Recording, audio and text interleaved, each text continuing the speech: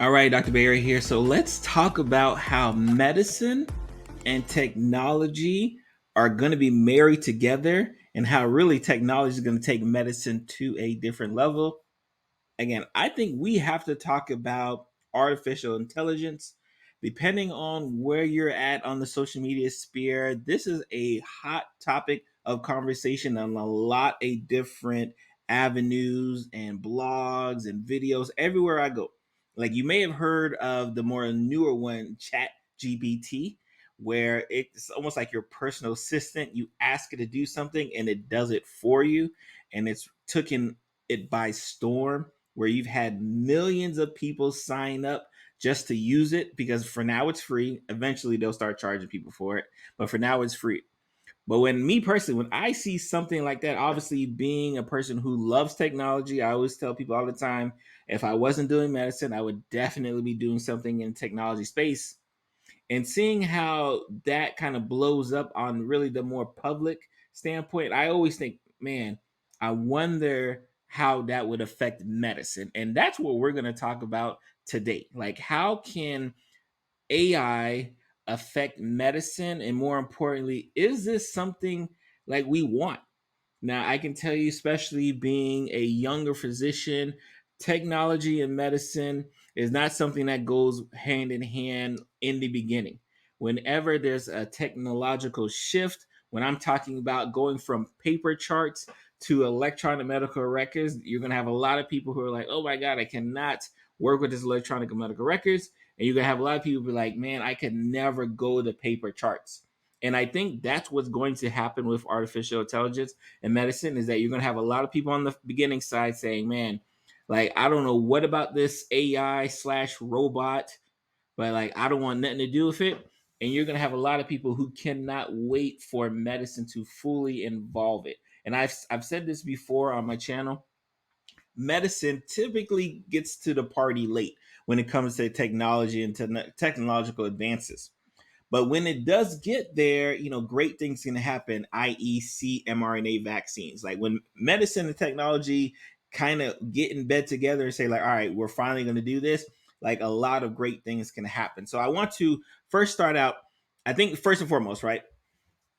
How can AI help us become more precise in our medical decisions? And I think this is a very important discussion, right? Because when we're talking about the aspect of taking care of a patient, and now we're introducing technology, like how can it actually help us better, right? So I think some of the things, especially with my initial reading and some of my research, is that some of the things that talks about, hey, AI is going to be able to really identify populations that could really use specific sets of treatments that you may not even know about. As a black physician, I talk about this all the time, how there are certain medication regimens that are, yes, are the standard for the general public, but because of the lack of research participants, because of the lack of studies specifically for that population, sometimes it may not be the best medication for us. So imagine if you had a technological partner being able to identify, like, hey, you know what? Based on this medication right here, and based on some of these specific factors, I think this medication might work better in this population versus another population. That could be life saving data. Imagine AI being able to assist us in not only understanding which patients could respond better, but more importantly, which patients are likely to have side effects or the type of side effects, right? That's just right now, I can tell you, sometimes it is a, hey, you take this medication, and yes, this is a possible side effect, but we don't really necessarily know who's going to have the side effect. So imagine now having a partner in crime being able to look and say, hey, you know what, based off the data that I have that I'm able to compute at, 1,000,000 miles per second, I think that not only will this medication work for this specific population, but I actually suspect this side effect to occur in this specific population, because you can even educate your patients even better on that, right? And then as well as identifying new treatment options for patients who may not have responded to the traditional or old treatment options, right? So we do have some ways to go, right, in regards to treating patients, in regards to being able to be specific with our patients. And again, I talk about this all the time. Empower yourself for better health. The reason why I do that is because I know medicine is not a one size fit all type of deal. It's something that like specifically works for you and works for you and the patient doctor relationship that you have. But imagine now with your patient doctor relationship, your doctor has this technological partner on the backside, right? The AI, artificial intelligence, being able to help your doctor make better and even more smarter decisions, right? So I think I'm a fan of that. I think this is definitely where medicine needs to go, and I think this is definitely where medicine will go with the use of technology. Another question I have: how can AI help by processing language and vast amounts of data? Now, I talk about this all the time. One of the biggest issues in regards to just healthcare and healthcare in general is the vast amounts of information that is either in medical records via electronic or via paper, and having to try to digest everything that comes into one center to be able to make a well informed decision for your patient. One of the biggest issues, and you guys may know it, you go to the hospital and you may run a battery of tests, and then you go to follow up with your doctor. But guess what? Your doctor doesn't have access to your hospital records. So now all of a sudden he may have to run a whole new battery of tests, which may be some of the same tests that your doctors in a hospital ran. And then you go to see a specialist who may not have access to your primary care doctor's records. And guess what? Another battery of tests are being ran that you might have already done. So imagine if you had a technological buddy of sort to say, hey, you know what? When this person went to this hospital, they ran this set of tests. And when they went to the primary care doctor, they had this set of tests. And then all of a sudden, you're not having to repeat yourself and do things over and over and over again at the cost of the patient. Let's think about this: at the cost of healthcare system, especially in terms of just wasteful spending, at the cost of just kind of trying to figure out the proper diagnosis, because one doctor may have you going one way based off the test they ordered, and another doctor may have you going a whole nother direction based off the test that they ordered. So think about that, right? So being able to gather all vast amounts of information in your patient medical data could be huge for technology in that respect. And then it kind of mentioned, right, AI can also be used to identify patterns in patient data that may show an increased risk to certain diseases, and more importantly, conditions that specifically affect them. Like, we're starting to be able to put two and two together. I think one of the things that I love being a physician is that I'm able to kind of put this risk factor and this family history and this medication and just look at it and say, hey, based off what I'm looking, I think this patient may have this, or I think this patient may be at risk of this disease. So imagine now having that technological buddy that has almost like a little prompt on the back. Think about it like a little person on your shoulder saying, hey, you know what? Based off all of the data that I've just analyzed in the past, 5 minutes, I think we definitely should be screening for this. I think we should be asking questions regarding this. Like, a lot of different things can occur when we're using technology together to help the patient. So, and again, obviously, I'm pro. Like, if you don't realize by now, I am pro technology, because I think in this day and age, we cannot allow ourselves to fall behind and allow technology to further advance other sectors of our what way of life, and not advance the way of life in regards to medicine and healthcare. And I think this is an important one, and I think my outpatient ambulatory docs, hospital docs, anyone can feel me. AI can help reduce administrative tasks such as data entry, freeing up more time for healthcare providers to focus on patient care. And you guys, how many, again, I want you guys to think about this: how many of y'all are sitting in your doctor's office and your doctor's in one corner just kind of typing away like everything you tell them? Now he's listening, he's like but he's listening, but he's typing away because he understands that I don't have the ability to just listen to my patient and then try to type this later on. Because guess what? If I don't do that, you know what? The MA can't process their thing. The billing people can't process their thing. All these things can't occur until I finish this note in front of me. But imagine now I have a little buddy that's able to, help, dictate, help type up notes, help create plans of care based off my recommendations. And then now I'm able to focus specifically on the patient in front of me. Like, does that sound like a bad idea? Like, think about it. Does it sound like a bad idea that now your doctor is going to be able to talk to you directly? Your doctor is going to be able to look you in the eye directly and speak to you because they know that they don't have to focus on actually putting in information in the computer. This is the reason why so many, especially the older physicians, hated going to electronic medical records because they recognized how much time it was taking them away from actually talking to their patients, discussing with their patients, asking their patients like, "Hey, how are you doing? How's life right now?" They didn't even have the time to do it because they're so busy trying to rush and put a note in a chart. So again, I'm obviously again, I'm speaking a lot of just positive facts, but I think it's important for us to understand because yes, I do believe there's some good things on the horizon with AI. We just have to, especially as physicians, and more importantly, as patients, we just have to, as patients, we have to kind of demand it. But as physicians, we have to be ready to accept it as well.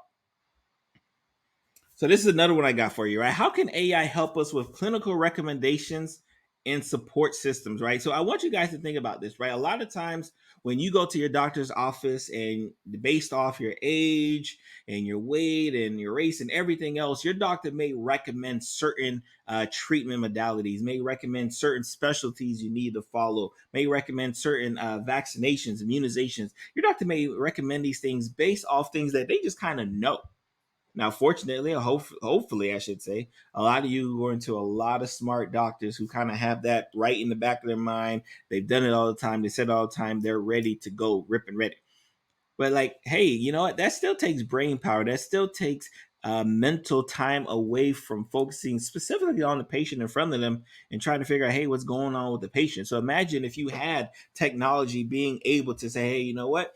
Based off the recommendations from this patient, or just the questions and things we're getting from this patient, this is what you should recommend for your patient. And again, I'm not saying that this technology is going to replace the doctor. That's not going to happen, hopefully.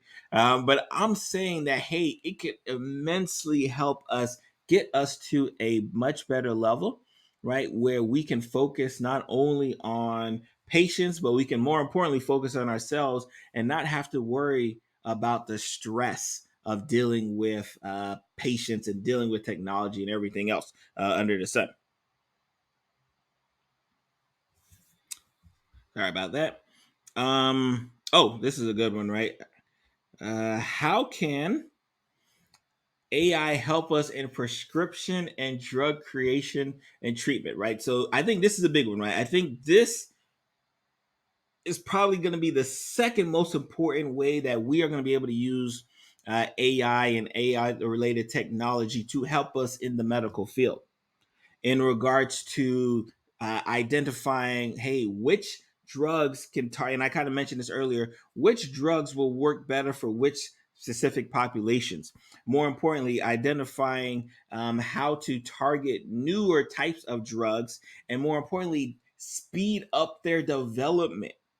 A lot of times, and we talk about antibiotic resistance all the time, a lot of times we are stuck as physicians because we just don't have any options, because we know the time it takes to figure out, hey, we need a new drug. Okay, hey, what type of drug are we going to get? Hey, what type of mechanism? What are the tests and studies? By the time it takes to figure out all of these different steps, it could be years, up to almost like a decade before a newer drug comes out.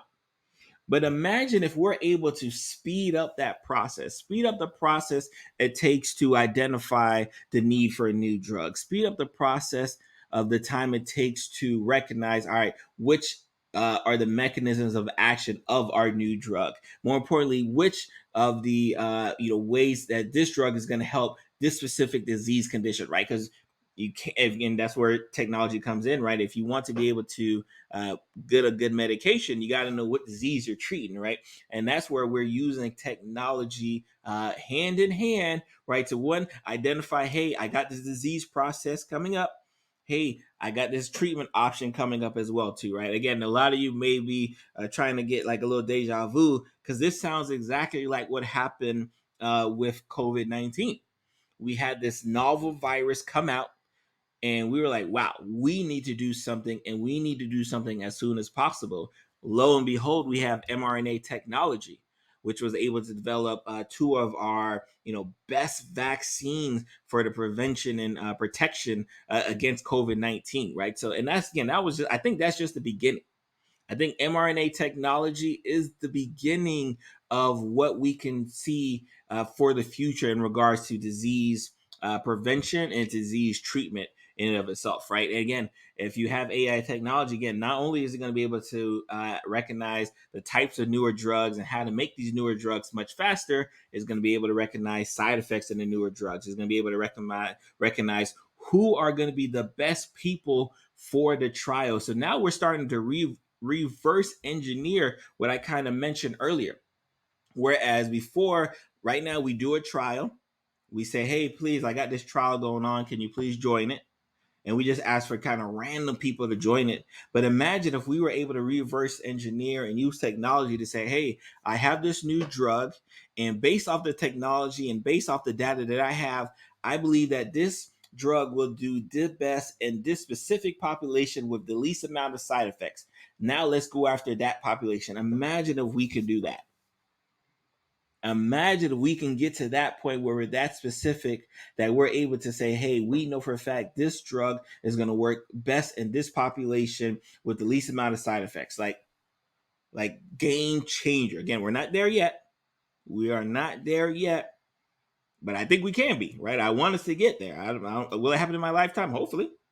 But I think that is how we need, especially as us as physicians, and even though I'm a physician, I'm a patient as well. Us as physicians, us as patients, that's how we need to think about how technology is going to come into medicine.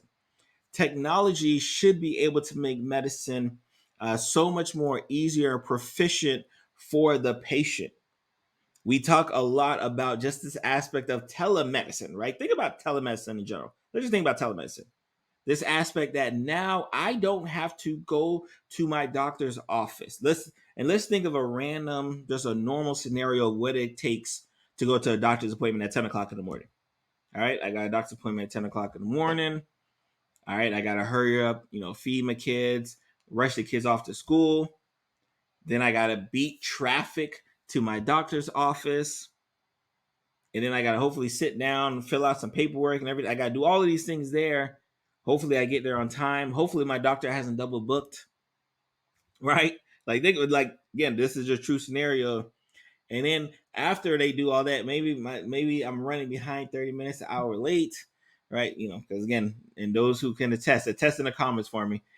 Sometimes, our doctors double book because they assume someone's gonna no show, which is a whole different discussion in and of itself. So they figure, hey, you know what? I'm going to not only make it so that like I don't have to spend 3-4 hours just dealing with a doctor's appointment. Now I can do it from the comfort of my home. Like that is what we are endeavoring now when we talk about telemedicine, when we talk about just that small aspect of how technology and mind you, before the pandemic, telemedicine was there, but it wasn't really used. One, because insurance companies wouldn't reimburse for it. They just would not pay for it. They said, like, nah, I'm not paying for that. So yeah, insurance companies are like, yeah, I see the benefits, but I ain't paying for it. Sorry. But because of the pandemic, because they were forced to pay for it, now people who are like using telemedicine, they can't see themselves going back. They can't see themselves having to dedicate half a day to go to a doctor's appointment when they could do a telemedicine appointment, from their office. They could be at work. They say, hold on for a second, I got a doctor's appointment real quick. Let me go in the back room. Boom, boom, boom. Doctor's appointment done. And now I'm still at work. Like, so now they don't have to miss work to go to the doctor's appointment because they can do the doctor's appointment at work, take a quick little 30-minute, 15, 20-minute break, do the telemedicine appointment and keep it moving, right? Like imagine, like, and that's just a small subset. That's just a small piece of, the benefits of, how technology will help change the practice of medicine, right? So I do want to, before I get out of here, right, I do want to give a real life scenario, especially from a specialty specific standpoint, right? Because sometimes right now, like it may sound like I'm talking vague, like, oh yeah, you could do this, you could do that. But let's think about the specialty of radiology, right? And more importantly, how can AI help and hurt the radiologist, right? Because I know there's gonna be some doom and gloom people here who are just gonna assume that like there's gonna be something bad associated with AI. Like they're just gonna assume that, right? But let's think about the good stuff, right? So let's say you have a radiologist, and for those who may not know who radiologists are, they are board certified radiologists who specialize in just reading and diagnosing images, right? Like, and I hate this. I'm sorry I butchered the way like explain it, but I'm just trying to think of it in layman terms, right? They are the ones who look at your x-rays. They are the ones who look at your CAT scans, your MRIs, and they're able to interpret, hey, I'm based off what I'm seeing here, this is what I think is going on, right? That's what they do. So think about a specialty that is primarily based on the technology of imaging. Don't you think that AI can help that specialty in one way, shape, or form?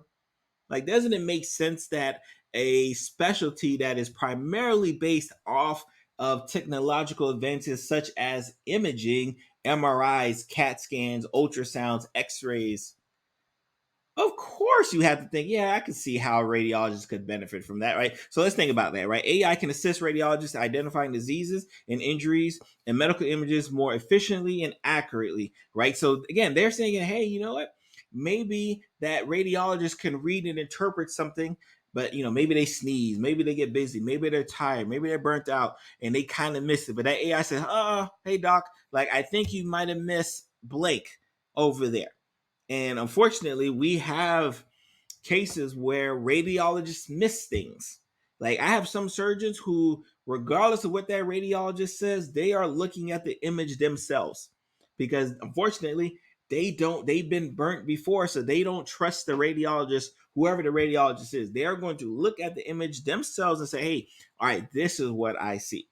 But imagine now, instead of that surgeon having to do that, you have that technological buddy on the shoulder that says, hey, based off what I see, this is what I'm reading, right? And then you can kind of compare and contrast, like, oh, I didn't see that. Or, I see why you may mean that, but this is what I'm actually seeing. Think about that, right? That's again positive benefit. Can help in early detection of diseases by analyzing images that can help in early treatment and better chances of recoveries, right? So again, because the AI is able to not only, because again, remember we talked about it before, how it's able to kind of parse data from vast amounts of information, especially electronic medical records. Guess what? You do a chest x-ray over here, and yes, maybe that chest x-ray doesn't pick up anything, but you got that technological buddy that said, hey, you know what? This person got a CAT scan like a year ago, and a year ago said something was on that side here, right? Like I think we may need to get, like, think about that.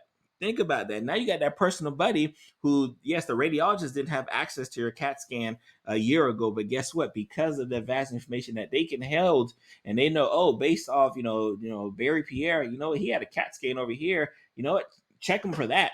And then boom, lo and behold, we find something, right? So again, just positive benefits, positive benefits.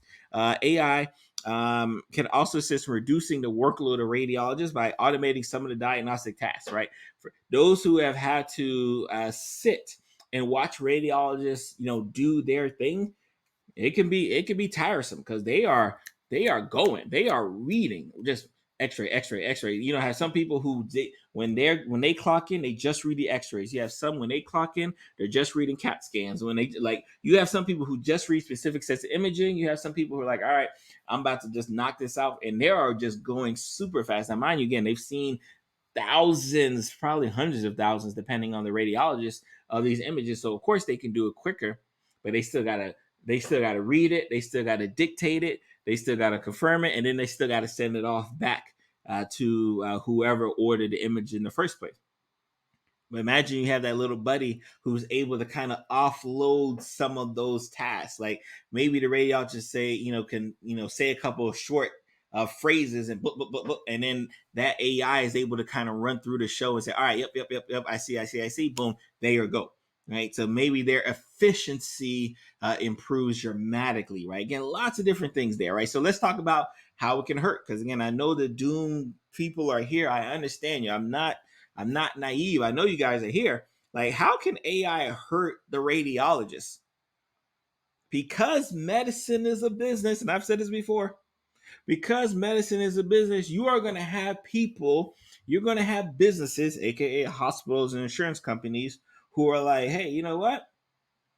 Based off, this AI company out here, they can read images at a much cheaper rate than that human could read images. I'm not speaking things into existence. I'm just saying what I know what these insurance companies and these folks who are only about the bottom line are here for. Now, as a patient, we got to demand that there's always human oversight. We have to demand it. Because guess what you can't do? You can't sue no robot. You're not gonna be able to sue a robot if they miss something. You're not gonna be able to sue a robot if they don't have the compassion when it comes to, like, you're not gonna be able to do that, right? So of course, as a patient, you have to still demand, like, hey, like, yeah, I'm glad y'all are advancing the way y'all are advancing, but don't take the human out of this. So again, I think that's just, that's a scenario, right? Again, we're not speaking nothing to existence, but I do see how lots of benefits could be associated in helping us, right? Lots of benefits can see in helping us be better for the patient, right? And again, I'm just here, right? I'm just the messenger, right? Again, Dr. Barry Pierre, right? Again, this is my discussion, right, on how I think technology is going to change the practice of medicine. I want you to know, right? I want to know from you, how do you think technology is going to change the practice of medicine, right? Whether you're watching this on YouTube, whether you're listening to this on a podcast, drop me a comment somewhere, right? And if you have not had a chance, we talked about this last week, join the Patreon, Dr. Barry PS / Patreon. Join the Patreon family where we can have more in-depth personal conversation on this topic and whatever topic your heart desires, right? Again, so I'm going to see you guys next week.